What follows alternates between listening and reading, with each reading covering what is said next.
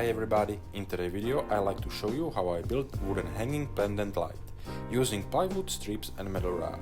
Please hit the subscribe button to help grow the channel and give me thumbs up. Let's go ahead and get started.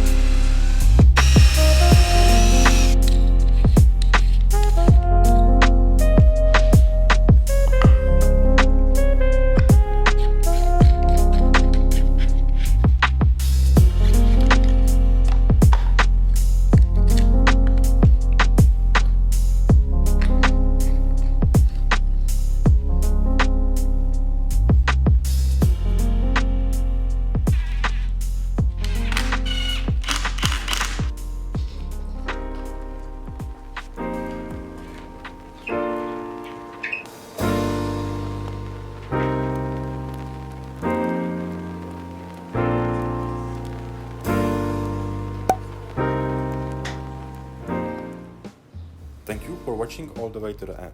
Hope you enjoyed the video. Don't forget to hit the subscribe button and give me a thumbs up. Also share the video and channel with friends and family. Thank you, and I will see you soon in another build.